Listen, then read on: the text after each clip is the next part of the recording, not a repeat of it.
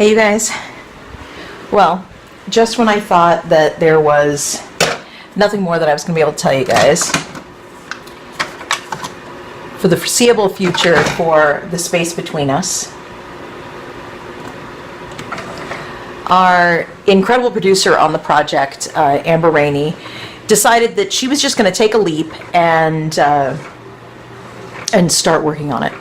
So even without the script, she knew that there were certain things that she could move forward on and that she could take care of. And so she contacted the city of Leavenworth, and we got permission to shoot there, and she's set up with the permit process. And because there are places and there are certain locations and certain scenes where guerrilla shooting, I'm like, nah, it's fine.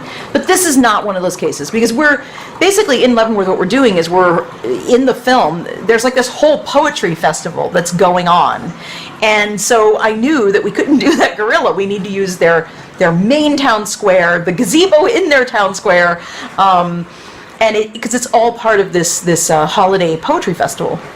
So Amber went back and forth with them and worked out all of those details, and the whole process, the whole time, she's live with me as much as possible, making me really feel included. And just what I loved about that was that it encouraged me. It's like, this is going to happen. It's okay. Because like right now, I just feel like every other project keeps taking precedence. And making a feature film is not a one-person thing. So even if you're doing micro-budget filmmaking, even if you're working with modular method, it still does take a team. And in some ways, the team is so emotionally connected, and everyone is talking to each other so much. And here's my favorite mug, you guys. Is that like backwards? It is, right? It says, "I'm really a shark in a human costume. Don't let the costume fool you," which comes from that whole thing when Brienne likes to say that I'm a shark, because I love Mondays and I love going to work. And she said, people who are sharks don't, it was like a little meme, people who are sharks don't complain about the work week. They're up early, biting everyone and reminding everyone that they're sharks, or something like that. But speaking of Brienne, it's one of my favorite photographs of Brienne. I had it printed on canvas. So Amber, so this is like, after all these vlogs of me wanting to talk with you guys about a production journal of the space between us,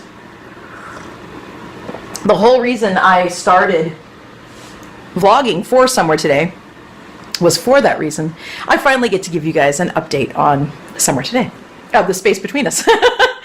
So we got permission to use the location when we want to do it, and it's like I said, the scene is this incredible moment in the film.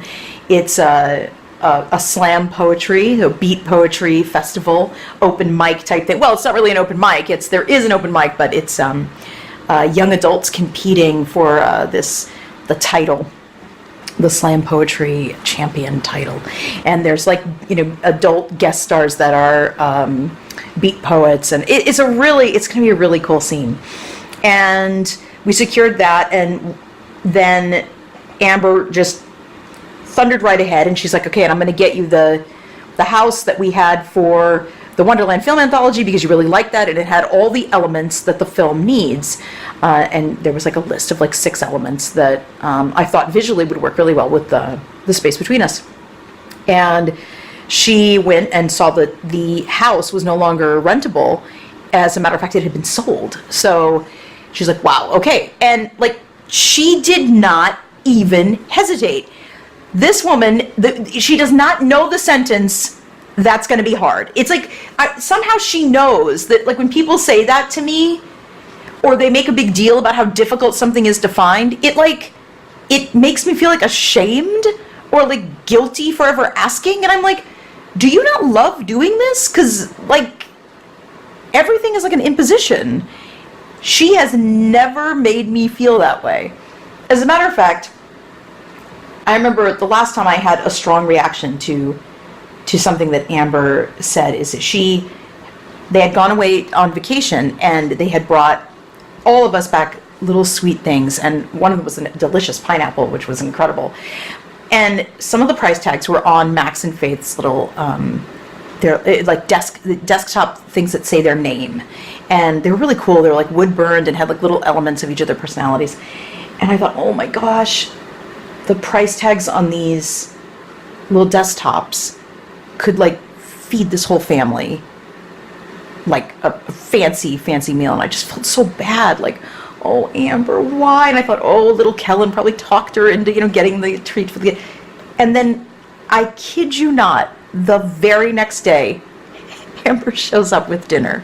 And I was just like, boy, does she get it. She just gets it, And working with her as a producer, it's true, she just gets it. There's this unspoken, she gets it. And, you guys know how I feel about that. Like when people make that argument, if you're so, not to us, but I mean to other folks on social media, they go, oh, you claim to be living in poverty, or you're sleeping in your car or whatever, but you're choosing to be an actor, you're choosing to be a filmmaker. And I think that's what I love, is that just because someone doesn't have a lot of money doesn't mean they don't have a fire in their belly and a passion that makes their life worth living to create art. As a matter of fact, some of our greatest artists have existed their entire lives below the poverty line. And it's those little bits of beauty that make life worth living. And I love that, Amber isn't going to go, well, I know that you guys need toothpaste and toilet paper, so here are those things. Nobody wants, especially teenagers, Max and Faith, they don't want someone to bring them toothpaste and toilet paper. If someone goes away on a trip, and their Aunt Angela went away on a trip, and she brought them cool little things from Greece, and they want cool little things. And it's those cool little things, those little moments of beauty. Like whenever my sister travels, she'll bring me a stone, from wherever she's been. Oh, I wonder if I can say that. Is she allowed to do that? And it's like, I really feel like Amber gets that. And even though we've never talked about that, and unless she sees this vlog, she, won't even know, like, that initial reaction I had, and then how incredible it was that she just showed up speaking to that query, to that concern of mine. But in the same way, that's how she is as a producer, is I don't even have to really verbalize to her what my concerns are or what are the things that are worrying me, and she's just like, nope, I'm on it. It's good.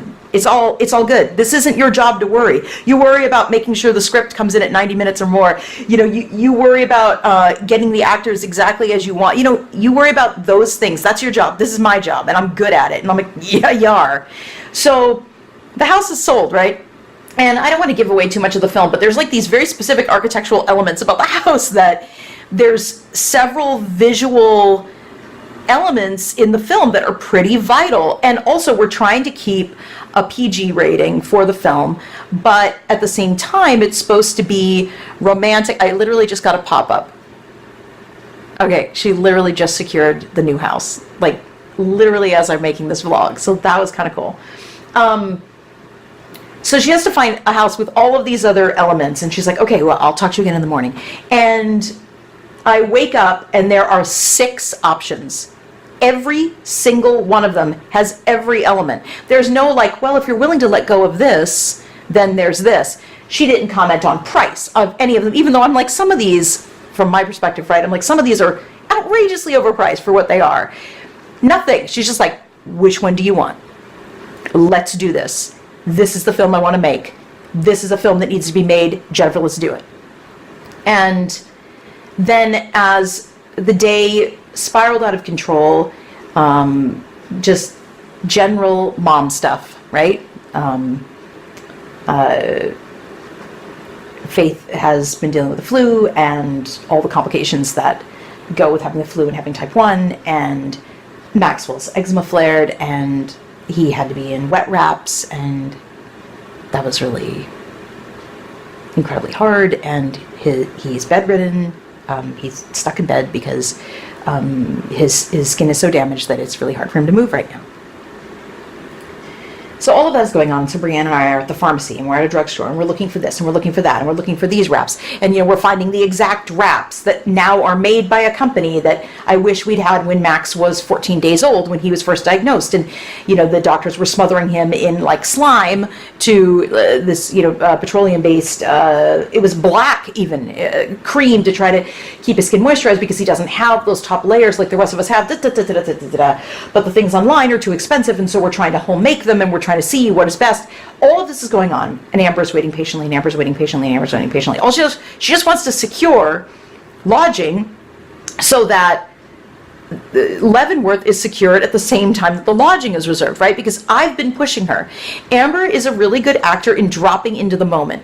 And I mean, like, modular method is like made for her. She can thrive in a pure modular method set. And I tend to do, a bit of a like half modular method set. I completely write in modular method 100%, and I shoot 100% modular method. But in terms of my shooting order, I don't like to jump around a lot. I like to shoot chronologically as much as possible. And Amber's so willing to just be like, oh, we'll do this scene this day and this scene like a month later. And I know that for some of the DeMarco actors that I work with, so Max and Faith and Brianne, who all appear in this film with Amber and Kellen, and Eric and I have walk-on roles. We seem to, I don't know, Eric, I keep casting you in like a walk-on role with me, but I don't know, maybe because we're the same person, I don't know.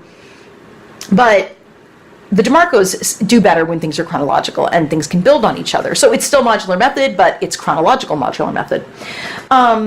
So she's waiting so patiently. She just wants to secure this place. And Brianne and I finally get down to the office. We're finally in front of computers, and we're like, okay, we can make the decisions, right? And Amber literally shows up. And what does she have? Well, she has a bag of dinner, is what she has. And we got to like sit live and like go over all of the photos, and it's so effortless to have her here. So I think today my real thing about my real entry in my production journal about the space between us is that no, the script isn't any farther along, but wow, am I glad I didn't write it in January the way I had originally planned, because we are changing the locale. And now I'm considering whether or not I want to go out just by myself for a weekend once the kids are well and spend some time in the space, like rent it myself, get the real feel for it, the blocking, the outside, what I can work into the script specifically, because the better you know your location, the better your modular method film will turn out. Because then blocking and angles, everything, are you shooting in profile? Are you shooting in 3/4? Are you shooting straight on? Whatever it is, you're much better in being able to visualize that when you're creating that prose storyboard, if you know your locations. So there's that. That's the solar system up there, you guys. Max made those when he was 4. So my entry, I guess, today is about one of the most vital things is have a producer that you trust implicitly. And you might say, but is the producer even on set all the time? Well, I like my producers to be on set, but you have to trust them implicitly. You have to want to spend time with them. You have to feel like having them around feels better than not having them around. Does that make sense? Like, the project isn't complete unless they're there. What I love about having producers who are also starring is that they're even more vested in the project. And they're vested in the creative vision as well as the day-to-day. A producer, if they're not also talent, they're often, they're going to be like, well, can we cut this corner? Can we cut that corner?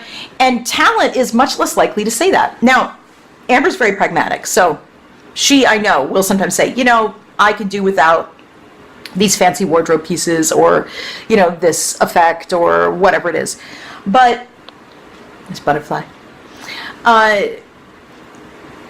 But I know that she will never do anything that will ask me to compromise my heart vision for a project, like the truth of what I'm trying to do. Like with the space between us, I think in my first production, my first vlog in Somewhere Today, I talked to you guys about how Amber had said, why are there no like Hallmark movies, no like holiday Hallmark movies, that genre, right? But like with a lesbian couple. And of course, anybody can say anything to me right now, and I'm going to tie it to kids. And maybe that's always going to be the case. I don't know why that is, but the truth of the matter is, since 1999, when I first held Max in my arms, a lot of things changed for me, like just forever. And maybe that means that I was like super like self-centered, self-focused, self-driven, all of those things prior to having Maxwell, and having Maxwell took me outside myself. You know that saying, having a child is like wearing your heart outside your body. I can't articulate what it is for me to love them, Max and Faith, other than to say that. It's like part of my body is not in my body. So to me, kids are always part of everything. And you guys also know that my sexuality, or my orientation, whatever you want to call it, is not a massive focus of my life. And I think that comes from the fact that, yes, I was raised by two moms, right? So like it's always kind of been the norm for me. So I'm like, this isn't that big of a deal. I don't want to talk about it all the time. But Amber had such a powerful point, and it's true. And to me, Amber makes great family fare. And I'm like, I could do this for her. I could write something like this for her. And so, of course, we want it to be PG, and we want it to have that Hallmarky holiday feel. So, there's not like a bunch of sex and whatever, or swearing or violence or, I don't know, terror threats or whatever it is. And I also wanted it to explore family and what might come to pass that would make two families one family. And I'm so excited. So I finally get to give you guys an update on the space between us, and I hope that I'll have more. But if I don't, I promise I just won't complain that I don't have more about the space between us. What I'll do is I'll do a vlog on something else. But I do know this. The first week of December, we'll be shooting the space between us. And there is going to be one day in that first week of December, a weekday. So folks are going to have to take off work or something like that. From 4 to 8, that we are going to have that incredible beat poetry, slam poetry festival scene, and we are going to need 150, 100 folks to come and participate in that scene and make it perfect. And I would love to have you. So we'll probably announce that in a Hello Monday episode, right? But anyway, I'm excited. I hope you guys are too. Thanks. Bye.